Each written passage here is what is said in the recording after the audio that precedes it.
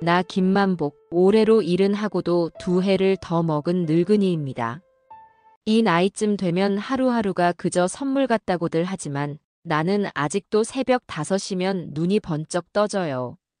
젊었을 적부터 몸에 밴 습관이라는 게 참 무섭지요. 일어나면 주섬주섬 옷을 챙겨 입고 뒷동산 약수터에 오르는 것으로 하루를 시작합니다. 차가운 약수 한 바가지 쭉 들이켜면 온몸에 활력이 도는 것 같거든요. 내려와서는 간단히 아침을 챙겨 먹고 경로당에 들러 최영감이나 박영감 같은 친구들과 장기나 한두 판 두는 것이 내 소일거리의 전부랍니다. 그래도 자식들한테 손 벌리지 않고 이만큼 사는 게 어디냐 싶어요. 평생 현장에서 먼지 마셔가며 악착같이 벌어 작은 상가 건물 하나는 장만해 뒀으니 그걸로 나오는 월세 덕에 용돈 걱정 없이 살고 있습니다. 내 자랑 같지만 젊었을 땐 정말이지 잠자는 시간까지 아껴가며 일만 했어요. 그렇게 고생한 덕에 우리 아들놈 철수도 번듯하게 대학까지 졸업시켜 지금은 대기업 차장 소리 듣고 살지 않습니까? 하지만 뭐니 해도 이 늙은이의 가장 큰 낙은 바로 손주 녀석들입니다. 10살배기 민준이, 8살 민지. 이놈들 생각만 하면 지금도 입가에 웃음이 절로 번지곤 해요. 눈에 넣어도 아프지 않다는 말이 바로 이런 것이겠지요.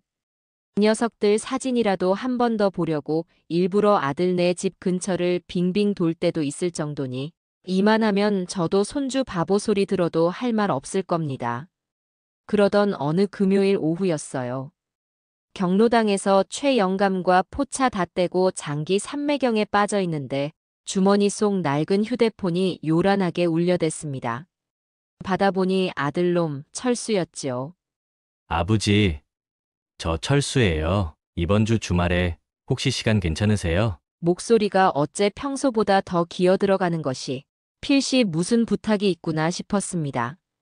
오냐, 철수냐, 무슨 일이냐, 할애비 시간이야, 늘 남아돌지. 다름이 아니고 저희 부부가 이번 주말에 대학 동창회 부부 동반 모임이 잡혔거든요. 근데 미영이가 꼭 같이 가자고 그래서요. 그래서 말인데 죄송하지만 민준이랑 민지 좀 하루 봐주실 수 있으실까 해서요. 역시나 며느리 성화에 못 이겨 내게 SOS를 치는 게 분명했습니다. 그놈의 마누라 눈치 보느라 애비한테 전화 한 통 하는 것도 저리 어려워서야 원. 속으로는 혀를 끌끌 찼지만 손주 녀석들을 볼 수 있다는 생각에 마음은 이미 들떠 있었죠. 허허, 이놈아, 그런 부탁을 뭘 그리 어렵게 하느냐? 당연히 봐줘야지. 할애비가 우리 강아지들 안 본 지가 언젠데. 걱정 말고 너희는 재미있게 놀다 오너라. 네, 아버지. 정말 감사합니다. 그럼 토요일 오전에 애들 데리고 댁으로 갈까요? 아니면 아버지가 저희 집으로 오시겠어요? 아들놈 목소리가 금세 밝아지는 것을 보니 큰 숙제 하나 해결했다는 안도감이 역력했습니다. 됐다. 이놈아, 내가 너희 집으로 가마. 애들 짐이며 뭐며 옮기려면 번거로울 테니 할애비가 맛있는 거 잔뜩 사들고 가지. 역시 아버지밖에 없어요. 그럼 토요일 아침에 기다리고 있겠습니다. 조심히 오세요. 전화를 끊고 나니 당장이라도 토요일 아침이 되었으면 싶었습니다. 민준이 녀석이 요즘 공룡 로봇에 푹 빠져 있다던데 제일 크고 멋진 놈으로 하나 사줘야겠다고 마음먹었지요. 우리 민지는 예쁜 공주님 인형이면 자다가도 벌떡 일어날 테고요. 그 생각만으로도 입가에 웃음이 떠나질 않았습니다. 경로당 친구들에게 나 주말에 손주 보러 가네 하고 어찌나 자랑을 했던지 최영감은 김영감, 아주 입이 귀에 걸렸네. 걸렸어. 하며 놀려댔습니다. 드디어 토요일 아침 나는 새벽같이 일어나 목욕 재개까지 하고는 어제 미리 사둔 공룡 로봇과 인형 그리고 손주들이 좋아하는 과자 한 보따리를 챙겨 들고 길을 나섰습니다. 버스를 2번 갈아타고 아들네 아파트 단지에 도착하니 이마에 땀이 송골송골 맺히더군요. 그래도 마음만은 훨훨 날아갈 것 같았습니다. 띵동. 배를 누르니 잠시 후에 며느리 박미영이 현관문을 열었습니다. 부스스한 머리에 편한 옷차림인 것을 보니 이제 막 일어난 모양이었습니다. 아버님, 오셨어요? 나를 보는 며느리의 표정이 뭐랄까 그리 반가워하는 기색은 아니었습니다. 입은 웃고 있었지만 눈은 그렇지 않았다고나 할까요? 오냐? 미영아, 잘 있었느냐? 우리 강아지들은 아직 자고 있나? 네, 아직요. 아침부터 깨우면 또 징징거릴까봐 그냥 뒀어요. 그러면서 내가 들고 온 짐 보따리를 힐끗 보더군요. 아이고, 아버님. 뭘 이렇게 많이 사오셨어요. 애들 버릇만 나빠지는데. 말은 그렇게 하면서도 꾸러미는 냉큼 받아 안방으로 쏙 들고 들어가는 것을 보니 썩 기분이 좋지는 않았습니다. 그래도 어쩌겠습니까? 내 자식 내 손주 보러 온 길이니 좋은 게 좋은 거라고 생각해야지요. 바로 그때였습니다. 할아버지 오셨다? 작은 방 두 개에서 민준이와 민지가 거의 동시에 뛰쳐나오더니 쏜살같이 달려와 내 다리에 와랑 매달렸습니다. 오냐? 우리 강아지들 잘 잤느냐? 아이고, 이렇게 아레비한테 달려오니 얼마나 예뻐. 나는 허리를 숙여 두 녀석을 한꺼번에 끌어안았습니다. 아이들의 보드라운 살 냄새와 까르르 웃는 소리가 온 집안에 울려 퍼지는 듯 했습니다. 며느리의 떨떠름했던 표정 따위는 이미 까맣게 잊어버린 지 오래였죠. 이 맛에 내가 살지, 암만. 나는 모처럼 손주들과 보낼 행복한 주말 생각에 가슴이 한껏 부풀어 올랐습니다. 그때까지만 해도 그 주말이 내 인생을 송두리째 바꿔놓을 거라는 것은 꿈에도 생각지 못했답니다. 자, 좋습니다. 우리 할아버지 김만복의 이야기가 이제부터 본격적으로 펼쳐지겠군요. 각 장마다 분량을 지금보다 훨씬 늘려서 할아버지의 속마음과 그날의 상황을 아주 세세하게 그려 보이도록 하겠습니다. 독자 여러분의 답답한 속이 뻥 뚫릴 그날을 향해 한 걸음 더 깊이 들어가 보지요.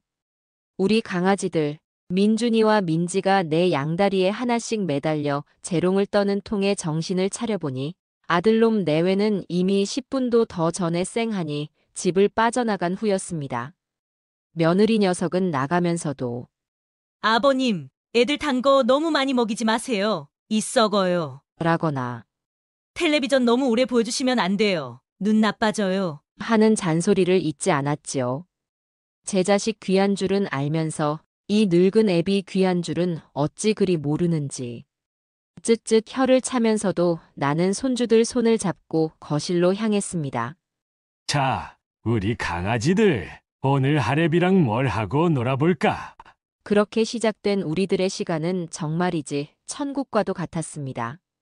나는 왕년에 한가락했던 숨바꼭질 실력을 유감없이 발휘했지요. 장롱 뒤에 숨었다가 커튼 뒤에 숨었다가 갑자기 와 하고 나타나면 아이들은 배꼽을 잡고 웃으며 넘어갔습니다.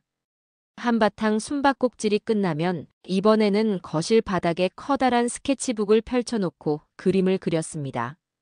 민준이는 티라노사우루스인지 뭔지 하는 커다란 공룡을 그렸고 우리 민지는 7색깔 무지개가 뜨는 궁궐에 사는 예쁜 공주님을 그렸지요. 나는 그 옆에서 졸졸 흐르는 시냇물이며 푸른 소나무 같은 것들을 그려 넣었습니다.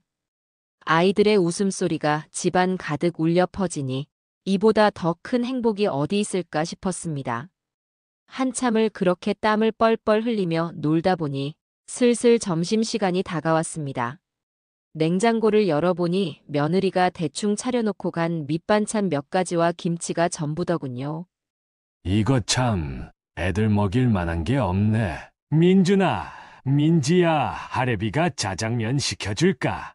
아이들은 좋아서 방방 뛰었고 나는 즉시 중국집에 전화해 짜장면 곱빼기 2그릇과 탕수육 작은 것을 시켰습니다. 배달 온 짜장면을 깨 눈 감추듯 먹어치우는 녀석들을 보니 내가 다 배가 부른 것 같았습니다. 문제는 그 이후에 터졌습니다. 짜장면을 어찌나 맛있게 먹었던지 아니면 아침부터 너무 신나게 뛰어놀았던 탓인지 갑자기 아랫배에서 신호가 오기 시작한 것입니다. 꾸르륵, 꾸르륵. 마치 천둥 소리 같기도 하고 개구리 울음소리 같기도 한 것이 영 심상치 않았습니다. 민준아, 민지야. 너희들 잠깐만 TV 보고 있어. 하랩이 배가 좀 아파서 화장실 좀 다녀와야겠다.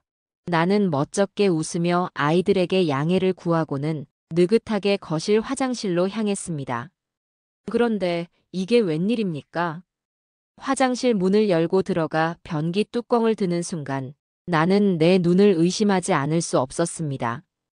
변기 안에 꾸정물이 한가득 차올라 금방이라도 넘칠 듯 일렁이고 있었던 것입니다.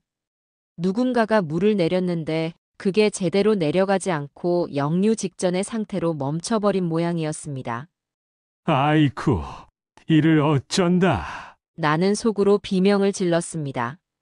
아침에 며느리나 아들놈이 사용하고는 제대로 확인을 안 한 것인지 아니면 그새 손주 녀석들이 또 뭘 빠뜨리고 장난을 친 것인지 알 길이 없었습니다. 나는 일단 침착하게 변기 옆에 놓인 뚫어뻥을 집어들었습니다.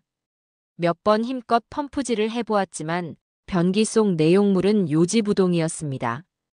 오히려 꾸르륵거리는 소리만 더 요란해질 뿐이었죠. 시간은 점점 흘러가는데 아랫배의 통증은 더욱 심해져 갔습니다. 식은땀이 등줄기를 타고 주르륵 흘러내렸고 이마에는 기름땀이 송골송골 맺혔습니다. 안 되겠다. 이 화장실은 도저히 사용할 수가 없겠구나. 거실에서는 아이들이 만화 영화 주제가를 따라 부르는 소리가 평화롭게 들려왔지만 내 속은 그야말로 전쟁터였습니다. 그렇다면 안방 화장실을 쓰는 수밖에 없나 하는 생각이 뇌리를 스쳤습니다. 하지만 아들 내외가 사용하는 안방 화장실을 그것도 허락 없이 사용한다는 것은 아무리 생각해도 영 내키지 않는 일이었습니다. 평소 며느리의 그 깔끔 떠는 성격을 익히 알고 있었기에 만약 그 사실을 알게 된다면 분명 난리가 날 것이 뻔했으니까요. 하지만 지금 내 상황은 그야말로 일촉즉발, 더 이상 버틸 여력이 없었습니다. 그래, 지금은 비상사태다. 안방문도 닫혀있고 며느리도 분명 동창회에 갔을 테니 아무도 없을 것이야. 최대한 빨리. 그리고 조용히 사용하고 나오면 아무도 모를 거야. 나는 스스로에게 그렇게 합리화하며 살금살금 고양이 걸음으로 안방 문 앞으로 다가갔습니다.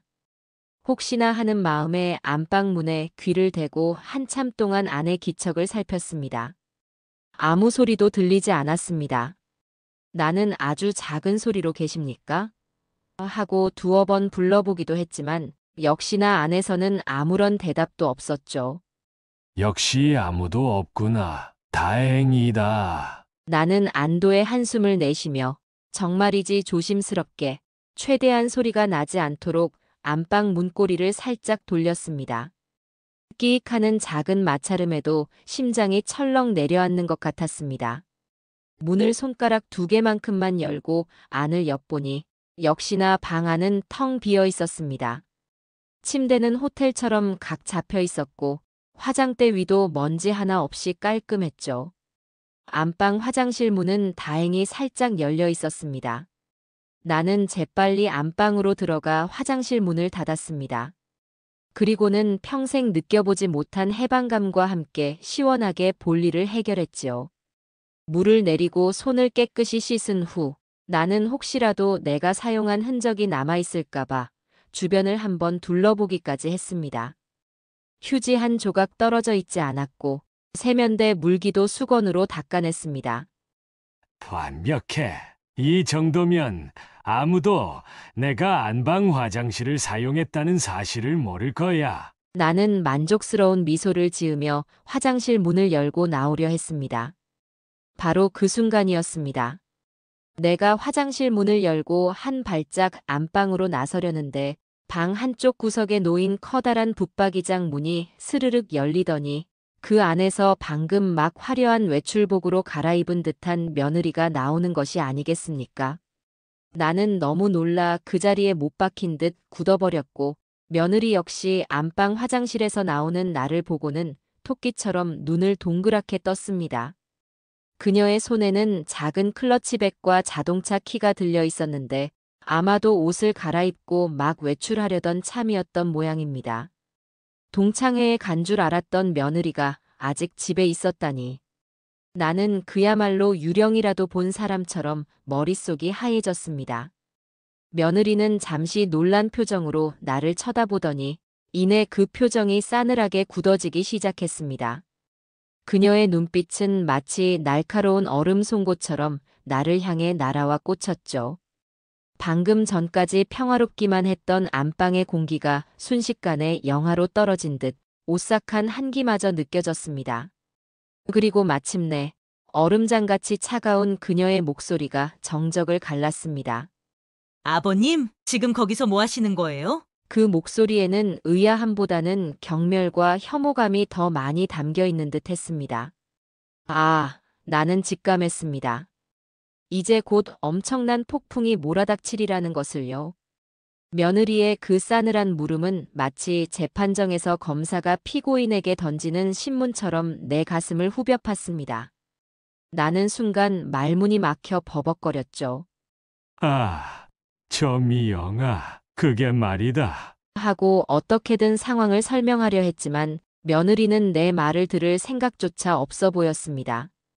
그녀의 두 눈에서는 이미 불꽃이 튀고 있었으니까요. 아버님, 여기가 지금 어디라고 생각하시고 함부로 들어오셔서 그것도 저희 부부 안방 화장실을 마음대로 사용하세요.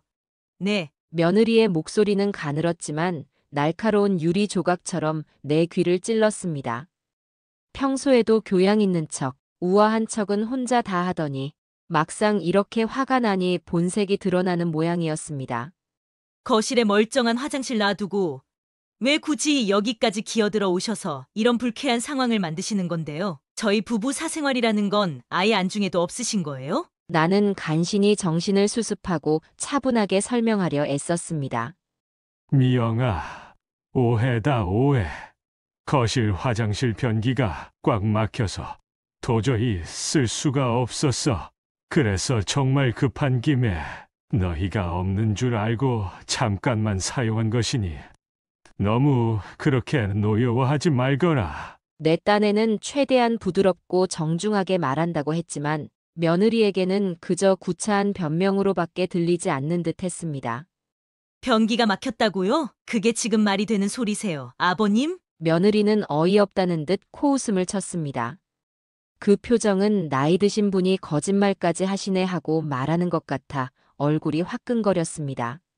설마 그게 사실이라고 해도 그럼 저희한테 먼저 말씀을 하셨어야죠. 아니면 하다못해 뚫어뻥이라도 찾아서 뚫으실 생각을 하셨어야지. 어떻게 남의 안방을 이렇게 스스럼 없이 드나드실 수가 있어요? 이건 엄연한 프라이버시 침해라고요. 아세요? 그녀는 프라이버시라는 영어 단어에 유독 힘을 주어 말했는데 그것이 나를 더욱 비참하게 만들었습니다.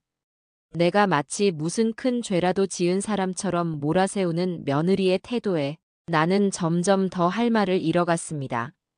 시아버지에게 기어들어 오셨냐느니 프라이버시 침해라느니 요즘 젊은 것들 사고방식은 도무지 이해할 수가 없었습니다. 바로 그때 안방 문이 벌컥 열리며 아들놈 철수가 들어왔습니다. 한 손에는 신문지를 들고 있는 것을 보니 아마도 거실에서 신문을 보고 있다가 며느리의 고함 소리에 놀라 달려온 모양이었습니다. 여보, 무슨 일이야? 왜 이렇게 소리가 커? 아들놈은 나와 며느리의 험악한 분위기를 보고는 잔뜩 겁먹은 표정을 지었습니다. 며느리는 기다렸다는 듯이 아들에게로 화살을 돌렸죠. 당신은 뭘 한 거야 도대체? 아버님께서 지금 우리 안방 화장실을 마음대로 사용하셨다고. 이게 다 당신이 평소에 아버님께 제대로 말씀도 못 드리고 우리 공간에 대한 개념도 확실히 안 심어줘서 그런 거 아니야. 아들놈은 그야말로 쥐구멍에라도 숨고 싶은 표정으로 안절부절 못했습니다. 그러더니 기어들어가는 목소리로 내 편을 들더군요. 아주 잠깐이었지만요. 여보 아버지가 오죽 급하셨으면 그러셨겠어. 그리고 아버지가 우리 안방 화장실 좀 쓰신 게 뭐 그리 큰일이라고 그래. 그 말이 끝나기도 전에 며느리의 히스테릭한 외침이 아들놈의 말을 덮어버렸습니다. 뭐, 큰일이 아니라고? 당신 지금 제정신이야? 남들이 다 우리 안방 화장실 쓰는 거 아무렇지도 않다는 거야? 당신은 당신 물건 남들이 함부로 만져도 괜찮아? 이건 그런 차원의 문제라고. 당신은 도대체 뭐가 중요한 건지 아직도 몰라? 며느리는 빽 소리를 지르며 아들놈의 팔뚝을 마구 때리기 시작했습니다. 아들놈은 아, 알았어. 알았어. 내가 잘못했어. 미안해. 하며 마누라의 분노를 잠재우기에 급급한 모습이었습니다. 그 꼴을 보고 있자니 내 속에서는 천불이 끓어오르는 것 같았습니다. 저게 어딜 봐서 한 집안의 가장이고 내 아들이란 말입니까? 마누라 치마폭에 쌓여 애비가 이런 수모를 당하는데도 찍소리 한 번 못하는 저 한심한 녀석을 내가 어떻게 키웠단 말인가. 며느리는 아들놈을 실컷 몰아세우고 나서도 분이 풀리지 않았는지 다시 나를 향해 도끼 서린 눈빛을 보냈습니다. 아버님 때문에 오늘 동창회 가서 기분 좋게 놀 수나 있을지 모르겠네요. 아침부터 이게 무슨 봉변이에요. 정말 안 그래도 아버님 한번 오시면 집안일만 산더미처럼 늘어나서 제가 얼마나 피곤한지 아세요? 이제는 아주 안방까지 점령하시려 드시니 제가 이 집에서 발 뻗고 잘 수나 있겠냐고요. 그녀의 입에서 나오는 말들은 하나하나 비수가 되어 내 가슴에 박혔습니다. 집안일이 늘어 피곤하다느니 안방을 점령하려 든다느니 내가 저런 소리까지 들어가면서 이 집에 와야 했던가. 손주들이 보고 싶다는 그 마음 하나 때문에 이 모든 모욕을 감수해야만 했던가. 눈앞이 캄캄해지는 것 같았습니다. 거실에서는 어느새 이 모든 상황을 눈치챈 듯 민준이와 민지가 울먹이는 소리가 들려왔습니다. 그 소리에 나는 간신히 붙들고 있던 이성의 끈을 놓아버릴 것만 같았습니다. 내 강아지들에게 이런 꼴을 보이게 하다니 이 늙은이는 정말이지 죄인이었습니다. 며느리는 여전히 분이 풀리지 않은 듯 아, 진짜 짜증나. 오늘 기분 다 잡쳤어. 당신 때문이야, 전부. 하며 아들놈에게 다시 한번 신경질을 부리더니 들고 있던 클러치백을 화장대 위에 신경질적으로 던져놓고는 씩씩거리며 방을 나가버렸습니다. 쾅 하고 닫히는 안방 문소리가 내 심장을 후려치는 듯 했습니다. 방 안에는 나와 아들놈 그리고 어색하고도 무거운 침묵만이 감돌았습니다. 아들놈은 차마 내 얼굴을 쳐다보지 못하고 고개만 푹 숙이고 있었죠. 나는 그 순간 내 인생에서 가장 깊은 절망감과 배신감을 느꼈습니다. 며느리가 안방 문을 박차고 나간 뒤에도 한동안 나와 아들놈 사이에는 무거운 침묵만이 흘렀습니다.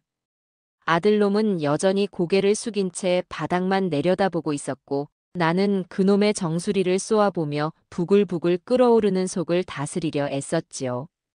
저놈은 지금 무슨 생각을 하고 있을까? 마누라가 애비한테 저렇게까지 막말을 하는데도 한마디 제대로 거들지 못한 자신이 한심스러울까? 아니면 이 상황이 빨리 끝나기만을 바라고 있을까? 어느 쪽이든 실망스럽기는 매한가지였습니다. 더 이상 그 숨막히는 공간에 머무르고 싶지 않았습니다. 무엇보다 내 강아지들, 민준이와 민지가 거실에서 울고 있을 것을 생각하니 가슴이 미어졌습니다. 나는 아무 말 없이 몸을 돌려 안방을 나섰습니다. 아버지 어디 가시게요? 아들놈이 뒤에서 작은 목소리로 물었지만 나는 대꾸도 하지 않았습니다. 지금은 그 어떤 말도 위로가 되지 않을 뿐더러 그놈의 목소리를 듣는 것조차 역겨웠으니까요. 거실로 나오니 민준이와 민지가 소파에 앉아 서로 부둥켜 안고 훌쩍이고 있었습니다. 며느리는 거실 창가에 서서 팔짱을 낀 채 밖을 내다보고 있었는데 그 뾰로통한 표정은 여전히 풀리지 않은 상태였죠. 나를 보더니 콧방귀를 뀌며 고개를 획 돌려버리더군요. 그 꼴을 보니 방금 전까지 억눌렀던 분노가 다시 치밀어 올랐습니다. 됐다. 됐어.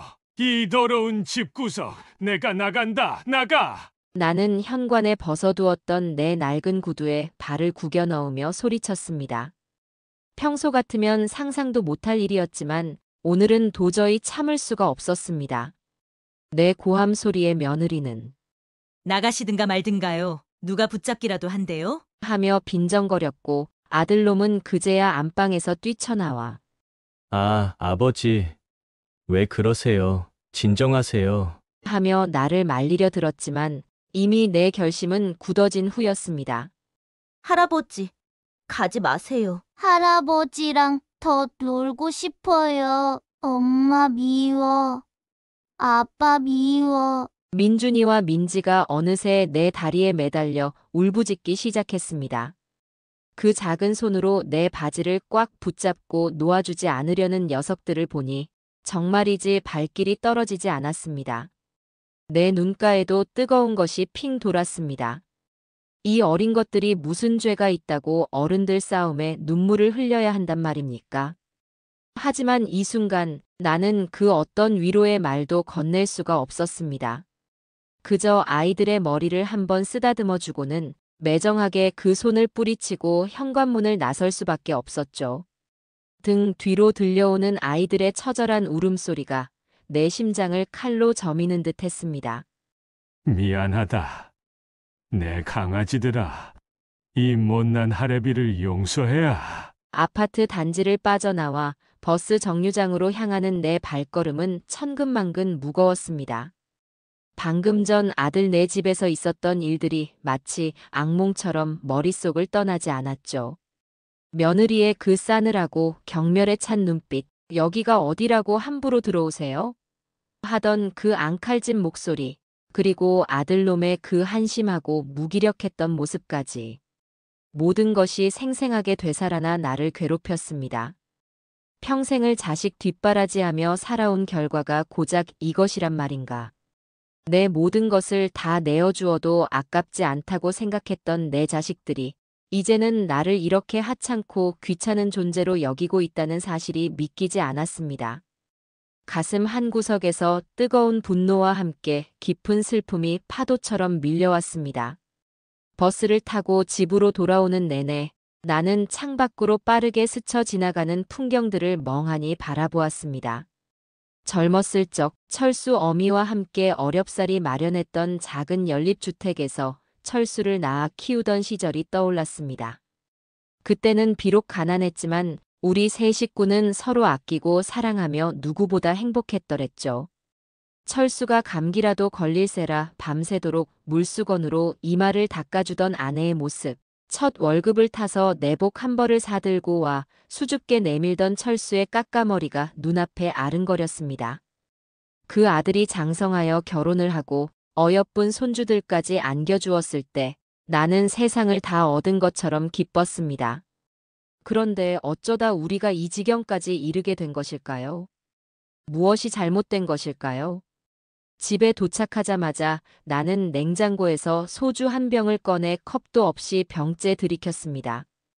빈속에 들어간 독한 술이 식도를 타고 내려가며 불을 지르는 듯 했지만 그보다 더한 불덩이가 내 가슴 속에서 치밀어 오르고 있었기에 아무렇지도 않았습니다. 텅 빈 거실에 홀로 앉아 마시는 술은 쓰디썼습니다. 벽에 걸린 가족 사진 속에서 환하게 웃고 있는 철수 어미의 얼굴을 보니 더욱더 서러움이 북받쳐 올랐습니다.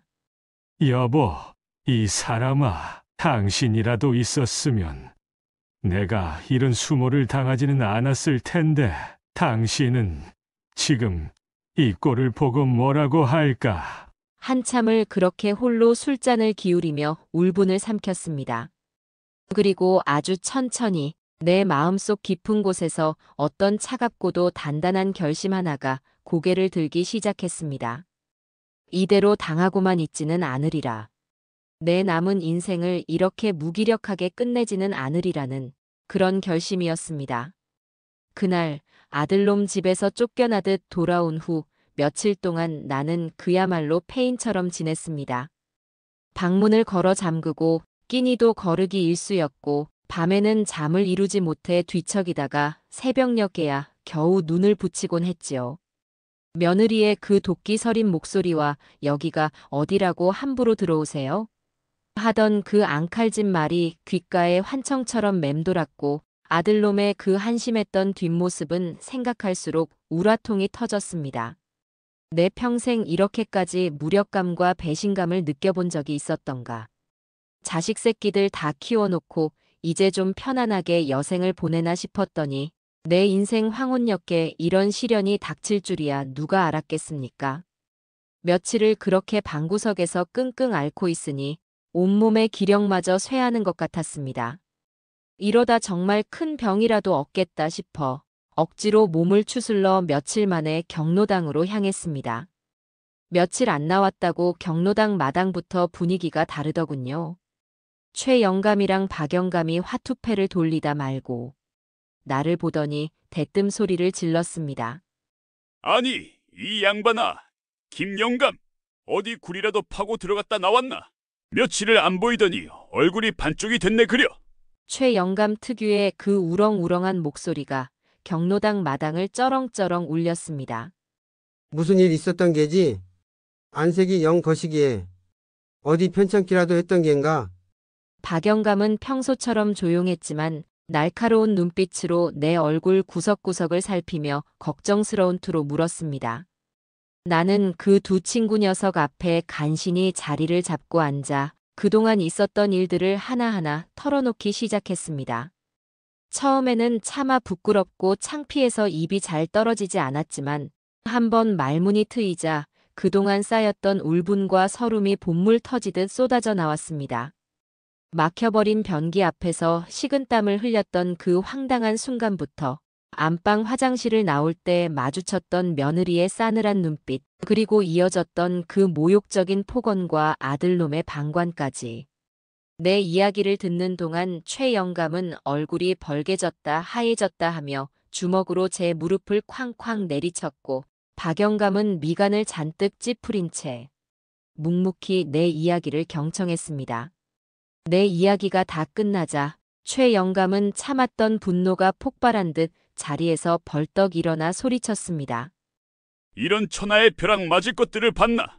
아니, 김영감. 자네가 뭐가 부족해서 며느리한테 그런 수모를 당하고도 가만히 있었단 말인가? 그건 며느리가 아니라 왼수지. 왼수. 나 같았으면 당장에 그 집구석 상을 뒤엎고 아들놈이고 며느리고 싸대기를 올려붙였을 걸세. 자네는 부처님 가운데 토막인가? 뭔가? 최영감은 씩씩거리며 경로당 마당을 왔다 갔다 했고 그 기세에 주변에서 장기를 두던 다른 노인들까지 무슨 일인가 싶어 우리 쪽을 쳐다볼 정도였습니다. 박영감은 최영감보다는 차분했지만 그의 목소리에도 단단한 분노가 서려 있었습니다. 김영감, 최영감 말처럼 자네가 너무 참았네. 요즘 젊은 것들 제 부모 귀한 줄은 알아도 시부모 귀한 줄은 모른다더니 자네 며느리가 딱 그 짝이구먼. 그리고 더 한심한 건 자네 아들놈이야. 제 마누라가 애비한테 그따위로 막말을 하는데도 찍소리 한 번 못하고 가만히 있었다니. 그건 자식도 아니야, 자식도. 박영감은 혀를 끌끌 차며 고개를 저었습니다. 두 친구의 격한 반응을 보니 나만 이렇게 억울하고 분했던 것이 아니구나 싶어 그나마 위안이 되었습니다. 하지만 한편으로는 더욱 비참한 마음이 들기도 했지요. 내 집안의 치부를 이렇게 남들 앞에서 떠들어야 하는 내 신세가 처량하기도 했고요. 내가 뭘 그리 잘못했는지 모르겠네. 평생 자식들 입에 풀칠이라도 시키려고 뼈 빠지게 일만 했는데 이제 늙고 병드니 자식들한테도 이런 천덕꾸러기 취급이나 받고 내가 살아온 인생이 다 뭔가 싶다. 내 목소리가 절로 잠겨 나왔습니다.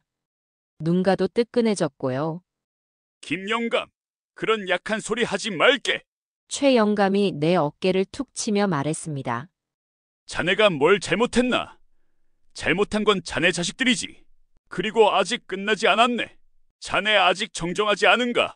이대로 호구처럼 당하고만 있을 겐가? 맞네, 김영감. 박영감도 말을 보탰습니다. 이런 일은 한번 그냥 넘어가면 그 다음부터는 더 우습게 보는 법일세. 버르장머리라는 건 늙은 우리가 가르쳐야 하는 것 아닌가. 그리고 솔직히 말해서 자네 재산 문제도 이제는 한번 심각하게 고민해봐야 할 때라고 생각하네. 자네를 이렇게 무시하고 푸대접하는 자식들에게 그 많은 재산을 다 물려줄 생각인가. 그건 아니라고 보네. 친구들의 말이 하나하나 내 가슴에 비수처럼 와 박혔습니다. 특히 박영감의 재산 문제라는 말은 내 머리를 망치로 한 대 얻어맞은 것처럼 띵하게 만들었죠. 그래, 내게는 아직 재산이 남아있지 않은가. 평생 땀 흘려 모은 내 피와 눈물이 섞인 그 재산 말이다. 그것마저 저런 싹수 없는 것들에게 고스란히 넘겨줄 수는 없는 노릇이었습니다. 이대로는 안 된다. 절대로 이대로는 안 돼. 마음속 깊은 곳에서부터 뜨거운 무언가가 울컥 치밀어 오르는 것을 느꼈습니다. 그것은 분노이기도 했고 억울함이기도 했으며 어쩌면 마지막 남은 자존심의 발로이기도 했습니다. 나는 두 주먹을 불끈 쥐었습니다.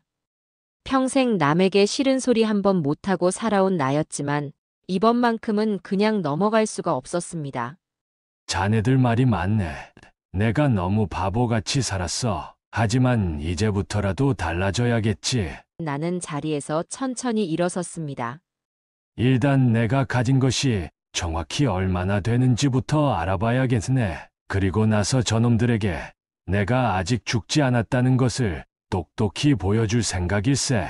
내 목소리는 낮고 조용했지만 그 안에는 강철 같은 결의가 담겨 있었습니다. 최영감과 박영감은 그런 나를 보며 고개를 끄덕였죠. 그래, 김영감. 그게 자네답네. 우리가 응원하겠네. 무슨 일이든 도움이 필요하면 언제든 말하게. 우리가 힘닿는 데까지 돕겠네. 친구들의 따뜻한 격려에 나는 다시 한번 용기를 얻었습니다.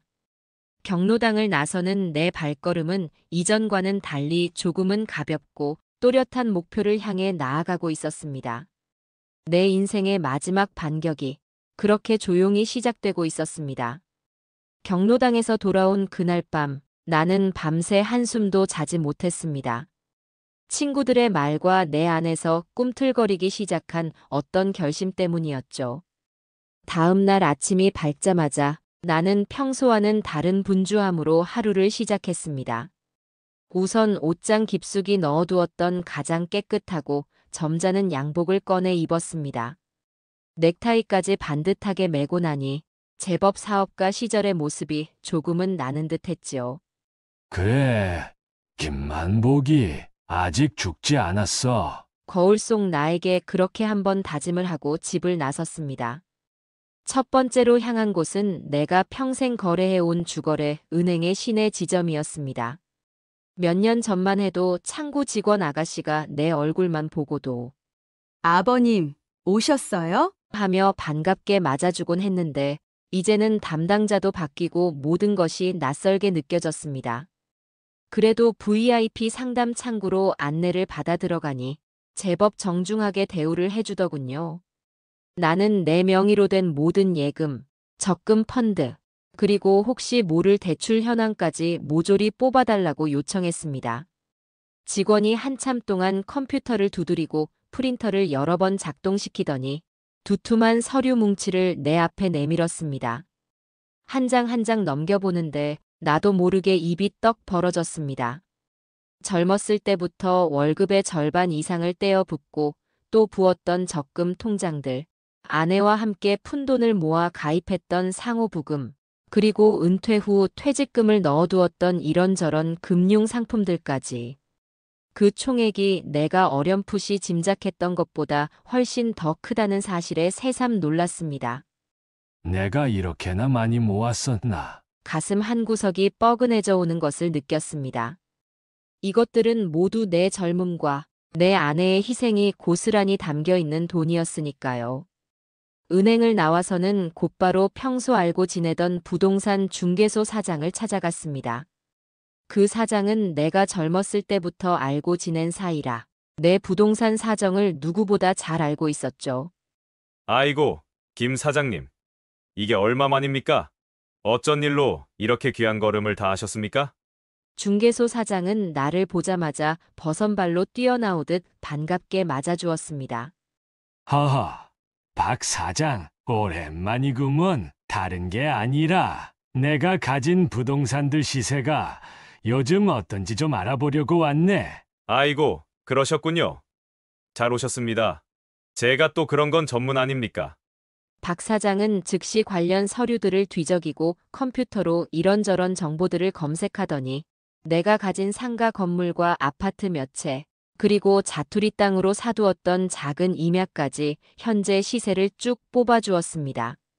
특히 내가 은퇴 자금으로 마련했던 시내 중심가의 3층짜리 상가 건물은 그동안 시세가 2배 이상 뛰어올라 있었습니다. 1층에는 유명 프랜차이즈 커피숍이 들어와 있고 2층과 3층은 학원과 병원으로 임대가 나가 있어 매달 들어오는 월세 수입도 꽤 짭짤했죠.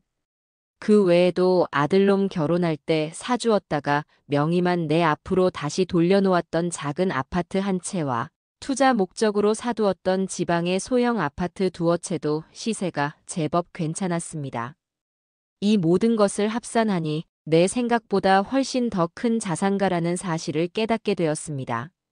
평생을 검소하게 살아왔기에 정작 내 자신이 가진 재산의 규모를 제대로 인지하지 못하고 있었던 것입니다. 모든 서류를 챙겨 집으로 돌아온 나는 책상 앞에 앉아 한참 동안 그 숫자들을 들여다보았습니다. 그리고는 서랍 깊숙한 곳에서 낡고 해진 가계부 한 권을 꺼냈습니다. 그것은 아내와 결혼하면서부터 쓰기 시작했던 우리 가족의 역사가 고스란히 담긴 물건이었죠. 한 장 한 장 넘길 때마다 잊고 지냈던 과거의 기억들이 파노라마처럼 스쳐 지나갔습니다. 철수 녀석 분유가, 기저귀 값부터 시작해서 유치원 등록금, 초등학교 준비물가, 중고등학교 교복값이며 학원비까지. 그리고 대학에 들어가서는 또 얼마나 많은 돈이 들어갔던가요? 졸업하고 나서는 취직 준비한다고 몇 년을 내 용돈을 탔었고 번듯한 회사에 들어가고 나서는 또 결혼 자금이 문제였습니다. 나는 가계부 한쪽 귀퉁이에 그동안 아들놈 내외에게 지원했던 굵직한 내역들을 하나씩 적어 내려가기 시작했습니다. 철수 결혼할 때 보태준 강남의 아파트 전세금 2억 원.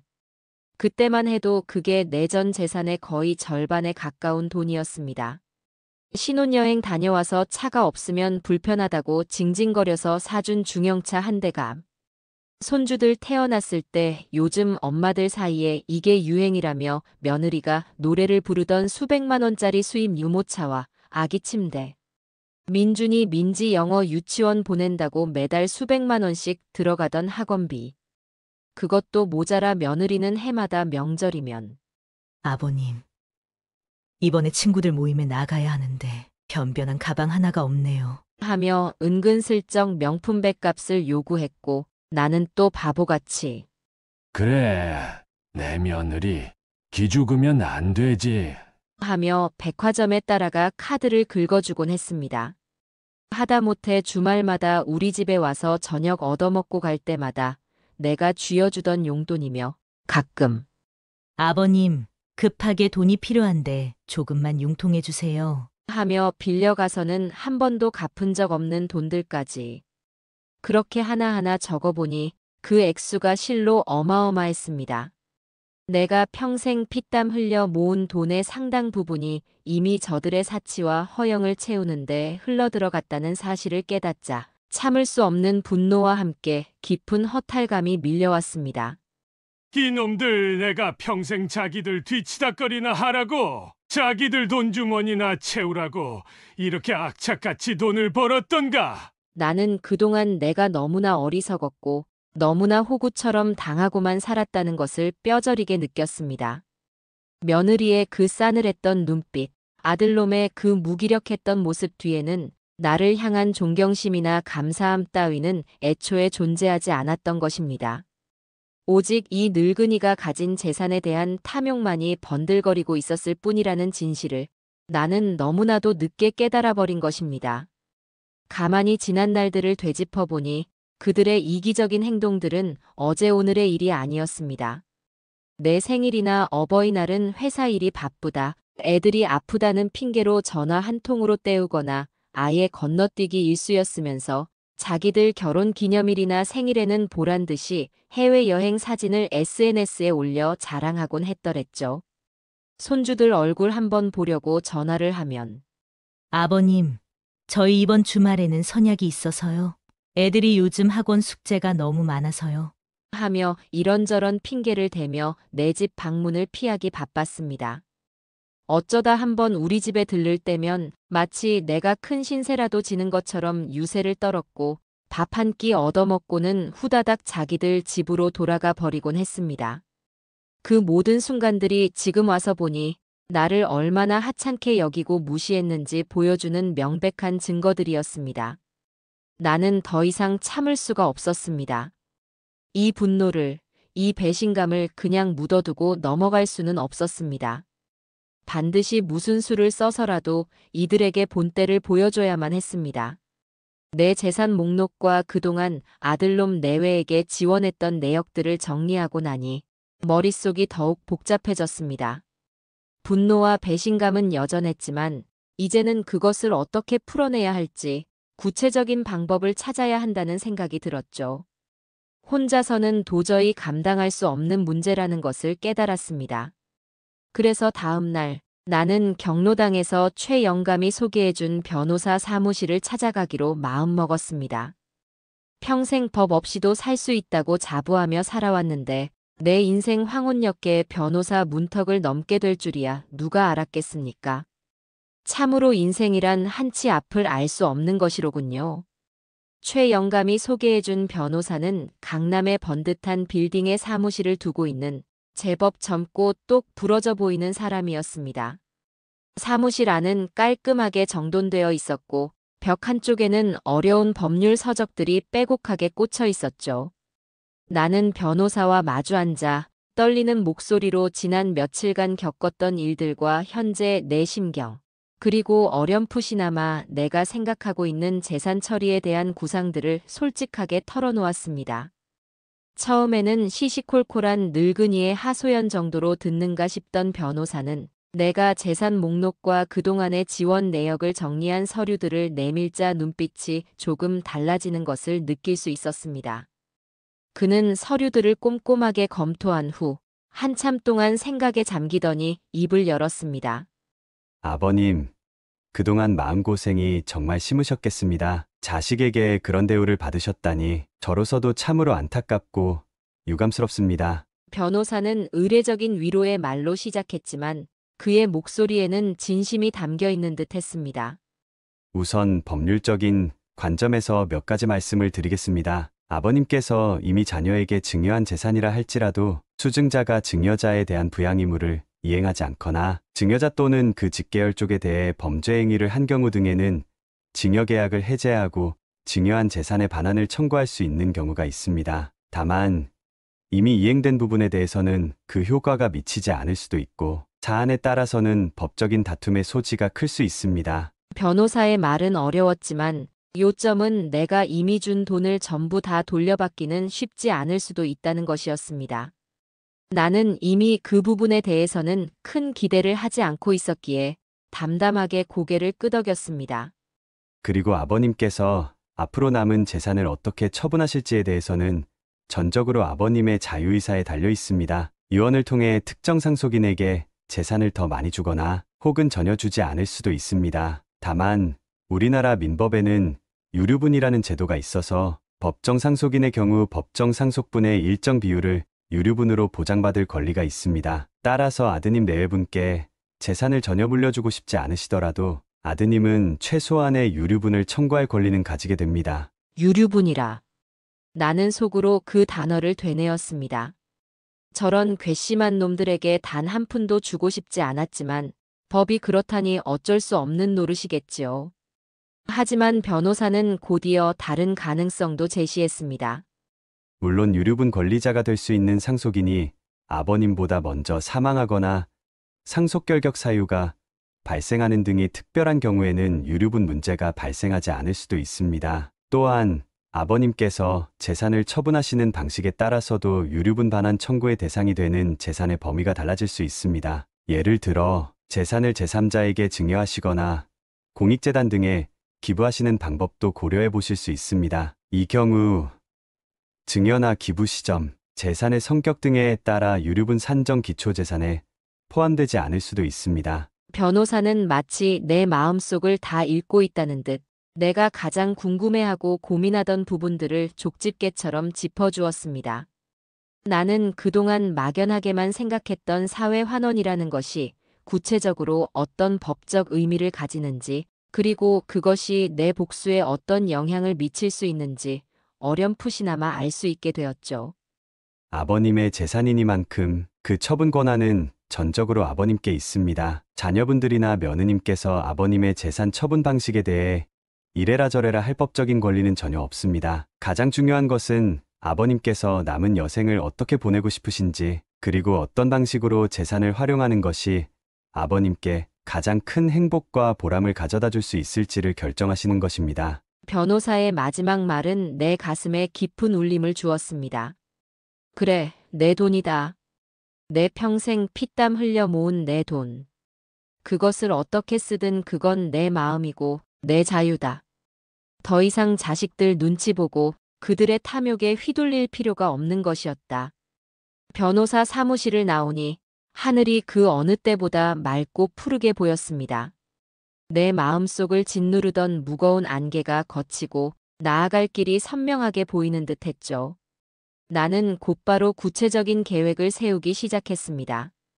첫째, 내 눈에 넣어도 아프지 않을 우리 강아지들.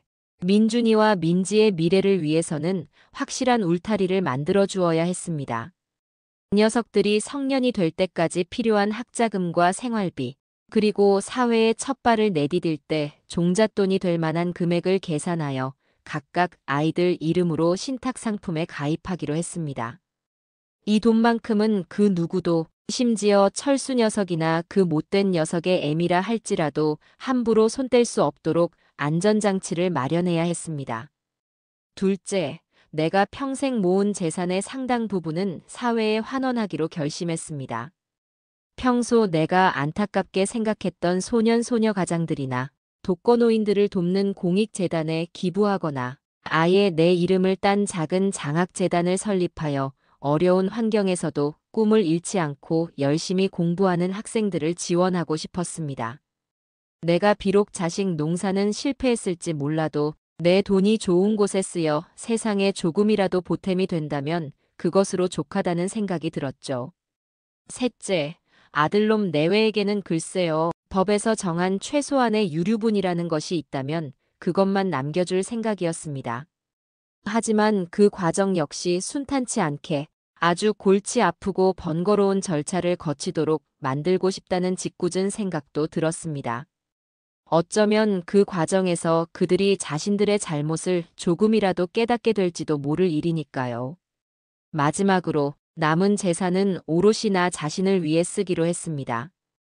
평생 일만 하느라 제대로 된 여행 한번 가보지 못했는데 이제라도 늦지 않았다면 세계 일주까진 아니더라도 국내 명산 대천이라도 실컷 유람하고 싶었습니다. 그리고 조용하고 공기 좋은 시골에 작은 집을 하나 사서 텃밭이나 가꾸며 소박하게 살아가는 것도 좋겠다 싶었죠. 이 모든 계획을 세우고 나니 마음 한구석이 후련해지면서도 한편으로는 비장한 각오가 다져졌습니다. 이제 더 이상 망설이거나 주저할 시간은 없었습니다.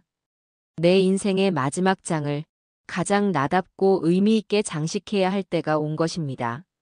내가 변호사 사무실을 드나들고 은행과 부동산을 찾아다니며 재산 정리를 시작했다는 소문은 생각보다 빠르게 아들놈 귀에까지 흘러들어간 모양이었습니다. 하긴 이 좁은 바닥에서 발 없는 말이 천리 간다고 하지 않습니까? 아마도 내가 상담받았던 은행 직원이 아들놈 회사 동료와 동창이라도 되었거나 아니면 부동산 박 사장이 어디 술자리에서 무심코 내 이야기를 흘렸을 수도 있겠지요. 그것도 아니면 그저 이 늙은 애비의 심상치 않은 행보에서 무언가 불길한 낌새를 눈치챘을 수도 있을 테고요. 어쨌든 중요한 것은 그동안 내 안부 전화 한 통 없던 놈이 거의 일주일 만에 헐레벌떡 전화를 걸어왔다는 사실입니다. 그날도 나는 오후 늦게까지 장학재단 설립 관련 서류들을 검토하고 있었습니다. 평생 농사꾼의 아들로 태어나 흙만 만지며 살 줄 알았는데 내 이름으로 된 재단이라니. 생각만 해도 가슴 벅찬 일이었죠. 한참 서류에 몰두하고 있는데 요란한 벨소리와 함께 휴대폰 화면에 아들이라는 두 글자가 떴습니다. 나는 일부러 한참 동안 전화를 받지 않았습니다. 그놈도 이제 애가 좀 타봐야 정신을 차릴 테니까요. 벨소리가 거의 끊어질 무렵에야 나는 마지못해 통화 버튼을 눌렀습니다. 여보세요. 내 목소리는 평소보다 한 톤 낮고 차분했습니다. 아버지, 저 철수예요. 잘 지내시죠? 요즘 통 연락도 못 드리고 죄송합니다. 회사 일이 바빠서요. 해. 목소리에는 잔뜩 긴장한 기색과 함께 어색한 웃음소리가 묻어나왔습니다. 회사 일이 바빠. 이놈아, 내 놈이 애비한테 전화 한 통 할 시간이 없을 만큼 바빴던 적이 있기나 했더냐. 속으로는 헛웃음이 나왔지만 나는 짐짓 아무것도 모른다는 듯 시치미를 뗐습니다. 오냐, 철수냐, 웬일이냐. 내 엄마 제사 때도 곱빼기도 안 비치던 놈이 해가 서쪽에서 뜨겠구나. 내 빈정거림에 아들놈은 더욱 당황한 듯 말을 더듬었습니다. 아니, 아버지, 그게 아니고 그때는 정말 중요한 해외 출장이 갑자기 잡혀서 죄송합니다. 다음 달 어머님 기일에는 꼭 찾아뵙겠습니다. 나는 그 말을 믿지 않았습니다. 그놈의 다음이라는 약속은 단 한 번도 지켜진 적이 없었으니까요. 그래서 용건이 뭐냐. 이 애비는 바쁜 사람이다. 할 일 없으면 끊겠다. 내 냉랭한 말투에 아들놈은 그제야 본론을 꺼내더군요. 아버지, 다름이 아니고 요즘 건강은 좀 어떠신가 해서요. 저희가 이번 주말에 한번 찾아뵈려고 하는데 시간 괜찮으실까요? 미영이도 아버지 꼭 한번 뵙고 싶다고 하고 애들도 할아버지 보고 싶다고 난리네요. 미영이가 나를 뵙고 싶다고, 애들이 할아버지 보고 싶다고 난리라고. 나는 실소를 금할 수 없었습니다. 그 뻔뻔한 거짓말이라니.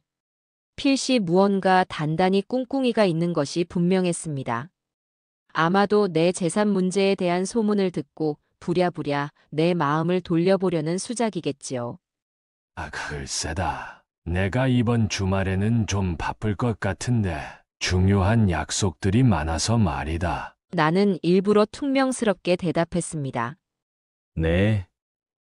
아버지, 그래도 잠깐이라도 저희가 정말 드릴 말씀도 있고 아버지 좋아하시는 걸로 맛있는 것도 잔뜩 사가지고 가겠습니다. 네. 제발요, 아버지. 아들놈의 목소리는 거의 애원에 가까웠습니다. 그 절박함이 전화기 너머로까지 느껴질 정도였죠. 나는 속으로 쾌재를 불렀습니다.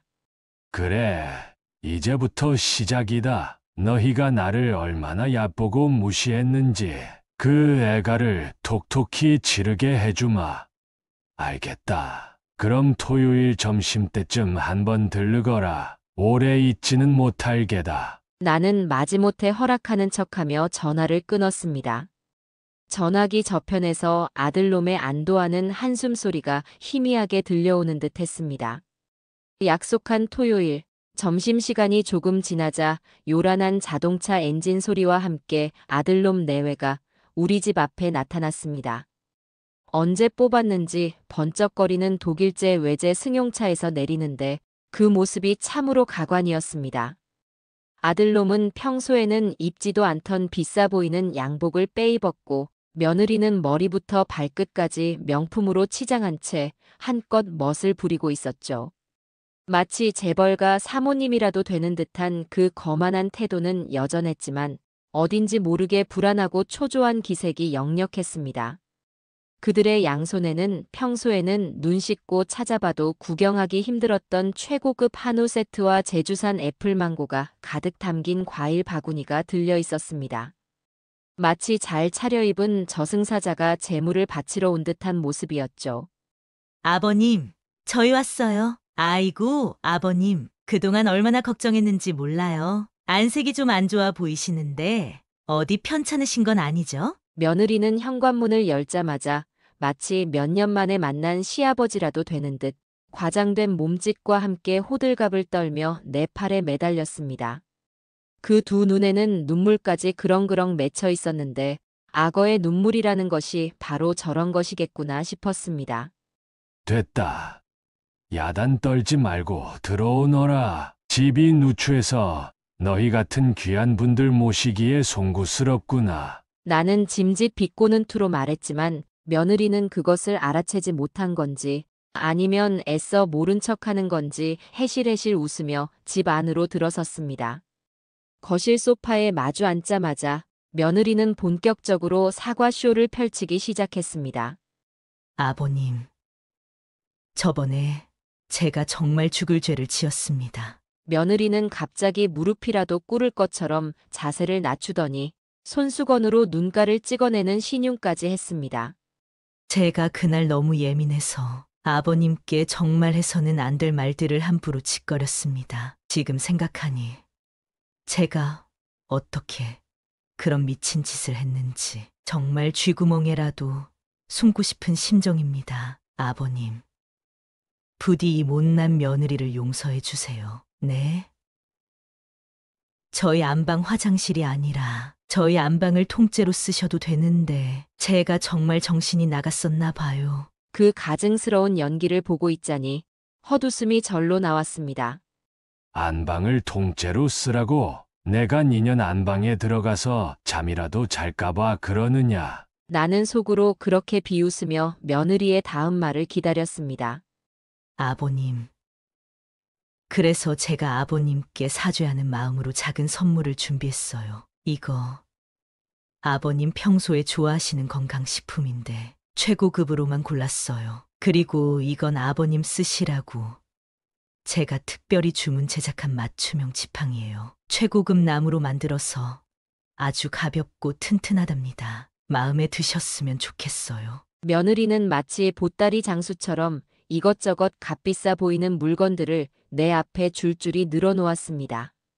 그 모습이 어찌나 우습고 가증스럽던지 나는 더 이상 참지 못하고 차가운 목소리로 입을 열었습니다.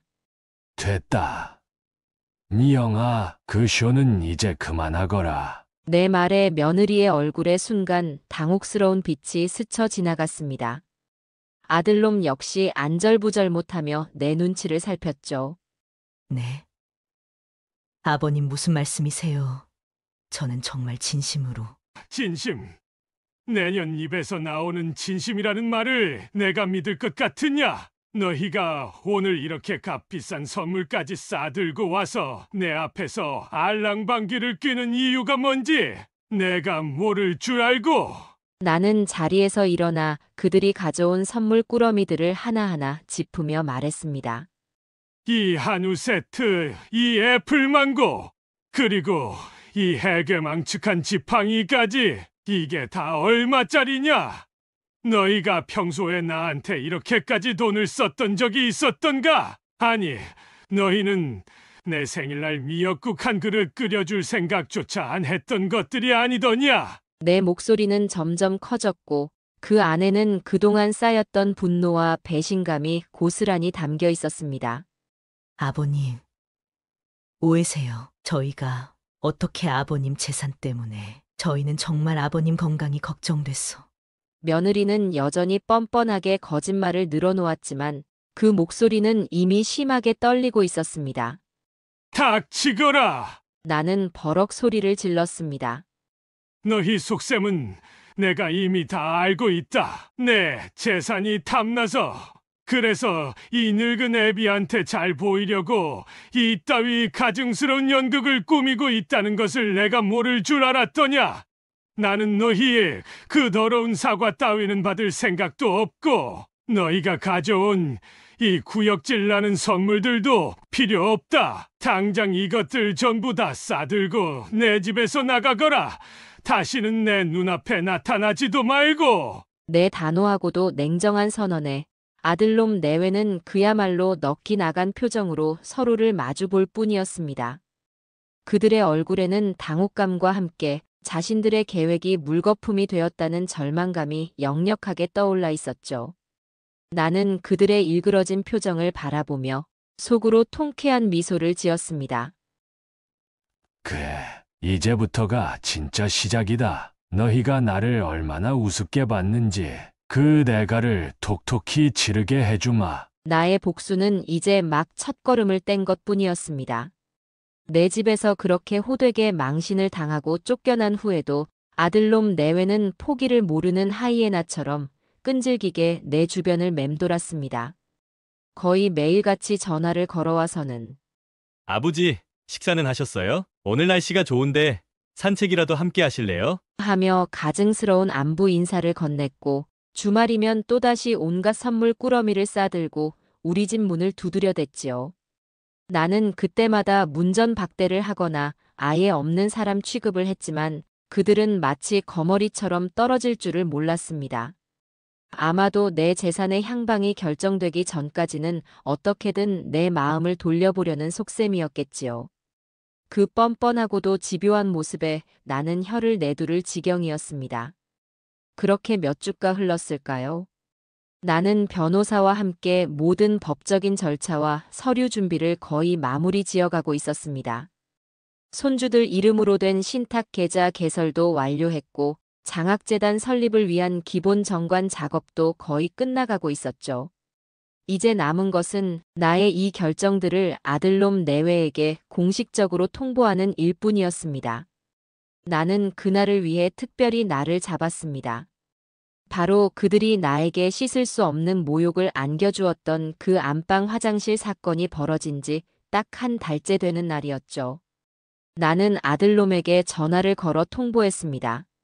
내일 저녁 너희 집에서 가족회의를 하겠다. 빠지지 말고 참석하도록 해라. 내 차갑고도 단호한 목소리에 아들놈은 아무런 토도 달지 못했죠. 아마도 내심으로는 드디어 아버지가 마음을 돌리셨나 보다. 우리에게 재산을 나눠주시려는 걸 거야 하는 헛된 기대를 품었을지도 모를 일입니다. 다음 날 저녁 나는 약속한 시간에 맞춰 아들놈 집으로 향했습니다. 이번에는 빈손이 아니었죠.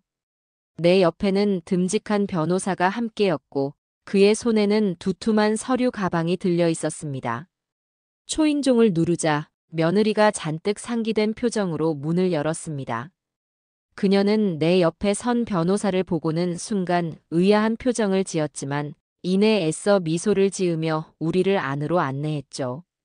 거실에는 아들놈과 손주들이 이미 우리를 기다리고 있었습니다. 민준이와 민지는 나를 보자마자 할아버지 하며 달려와 안기려 했지만 나는 그 아이들을 변호사에게 잠시 맡기고 곧장 거실 소파 한가운데에 자리를 잡고 앉았습니다. 분위기가 심상치 않음을 느낀 아들놈 내외는 긴장한 표정으로 내 맞은편에 앉았죠. 나는 깊은 숨을 한번 내쉬고는 준비해온 말을 천천히 그리고 또렷하게 시작했습니다.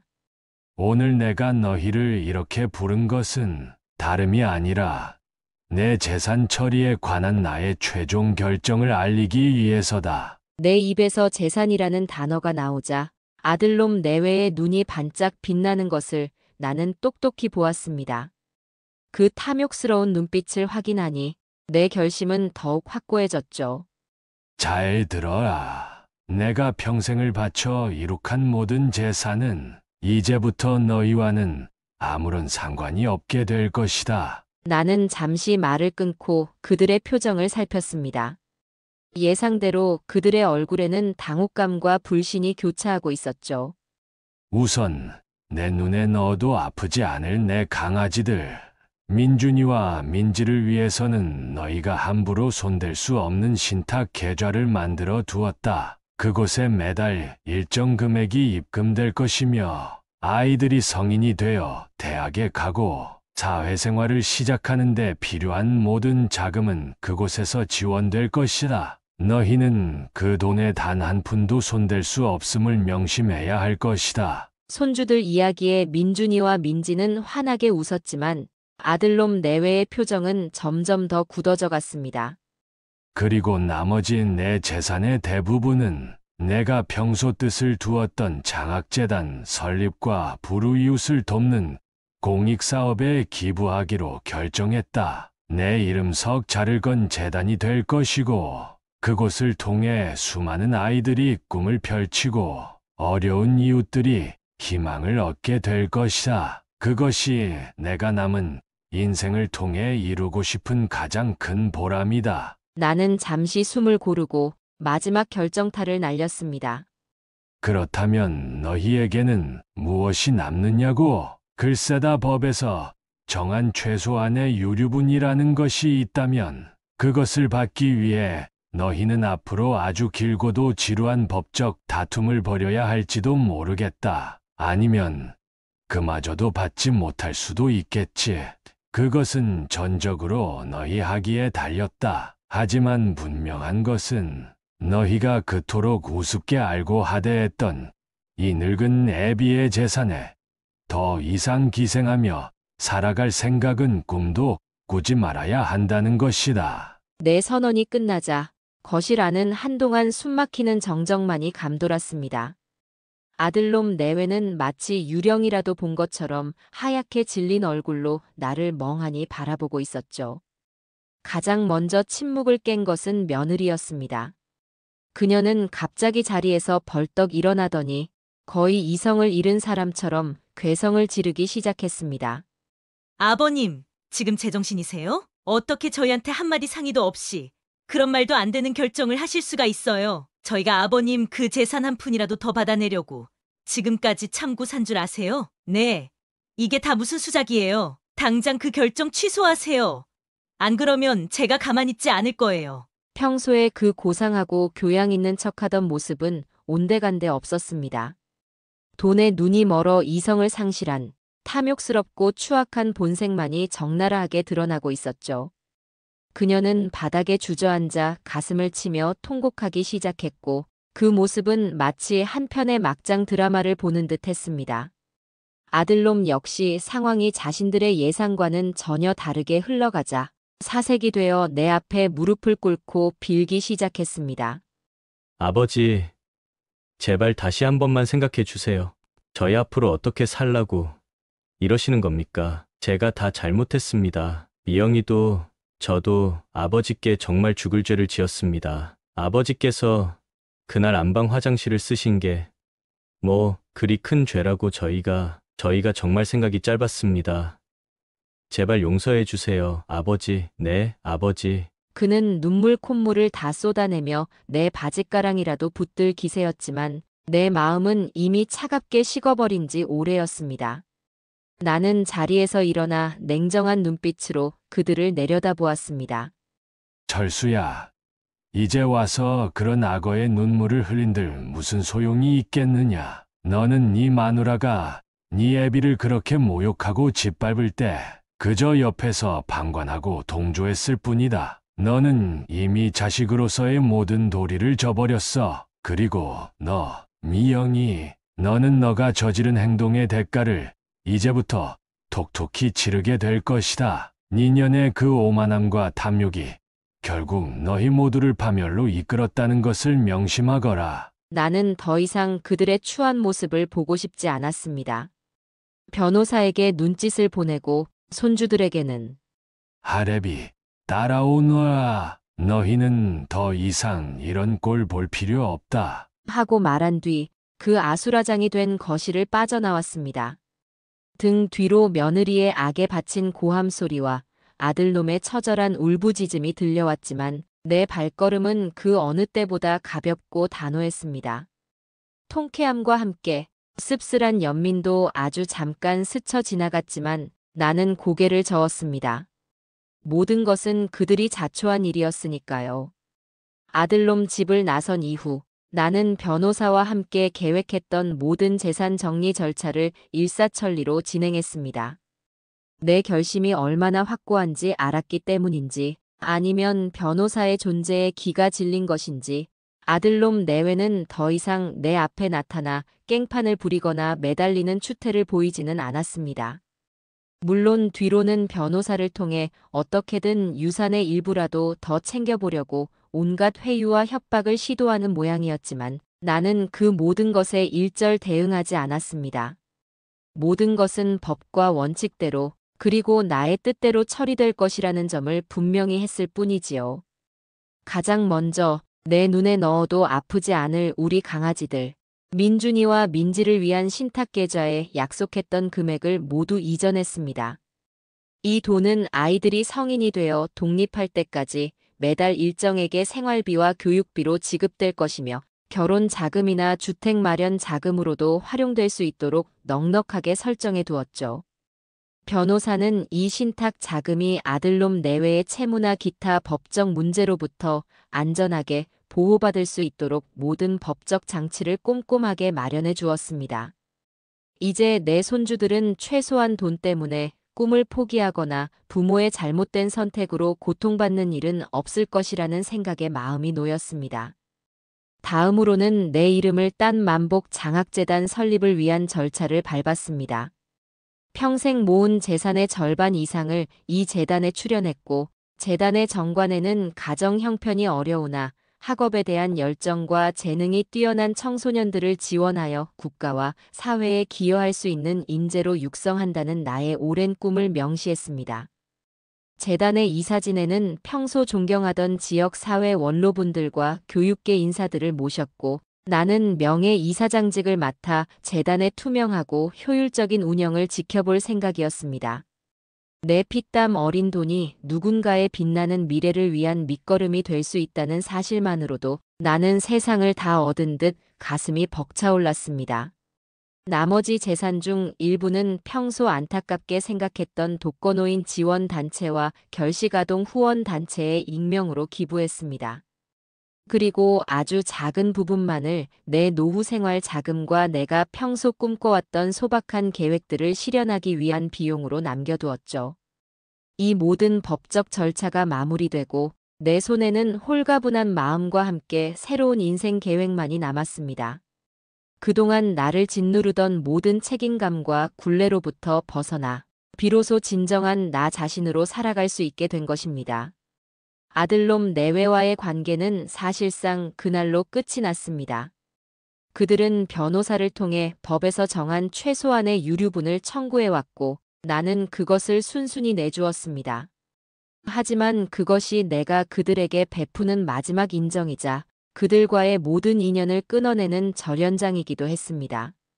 그 이후로 그들은 단 한 번도 내 앞에 모습을 드러내지 않았고 나 역시 그들의 안부를 궁금해하지 않았습니다. 다만 내 강아지들 민준이와 민지는 한 달에 한두 번씩 변호사 사무실을 통해 비밀리에 만나곤 했습니다. 아이들은 여전히 나를 보면 할아버지 하고 달려와 품에 안겼고 나는 녀석들에게 맛있는 간식과 함께 따뜻한 격려를 아끼지 않았습니다. 녀석들의 해맑은 눈망울을 볼 때면 이 모든 결정을 내리길 참 잘했다는 생각이 들곤 했죠. 언젠가 이 아이들이 자라서 모든 진실을 알게 되는 날, 하레비의 깊은 뜻을 이해하고 올바르게 성장해 주리라 믿어 의심치 않습니다. 모든 짐을 내려놓은 나는 곧바로 평생 소원이었던 나만의 작은 공간을 찾아 나섰습니다. 강원도 산골짜기, 맑은 계곡물이 흐르고 사시사철 아름다운 풍경을 자랑하는 곳에 아담한 황토집 한 채를 구했죠. 마당에는 작은 텃밭을 일궈상추며 고추, 오이 같은 채소들을 심었고 처마 밑에는 풍경을 달아 그 청아한 소리를 벗삼아 지냈습니다. 아침에는 산새 소리에 눈을 뜨고 낮에는 텃밭을 가꾸거나 계곡물에 발을 담그고 책을 읽었으며 저녁에는 마당에 앉아 밤하늘의 별을 바라보며 하루를 마무리했습니다. 평생 도시의 소음과 경쟁 속에서 치열하게 살아왔던 나에게 그곳에서의 생활은 마치 꿈결처럼 평화롭고 고요했습니다. 가끔은 경로당 친구들이 트럭을 몰고 놀러와 함께 막걸리 잔을 기울이기도 했고 장학재단의 어린 학생들이 감사 편지와 함께 서툰 그림을 보내올 때면 가슴 뭉클한 감동에 눈시울을 붉히기도 했습니다. 나는 더 이상 누군가의 애비나 시아버지로서의 의무감에 얽매이지 않았고 오롯이 나 김만복이라는 한 사람의 자연인으로서 자유롭고 주체적인 삶을 살아가고 있었습니다. 사람들은 혹시 나더러 자식복도 말년복도 없는 불쌍한 늙은이라고 손가락질할지도 모르겠습니다. 하지만 나는 단언컨대 지금 내 인생에서 가장 행복하고 충만한 시간을 보내고 있다고 말할 수 있습니다.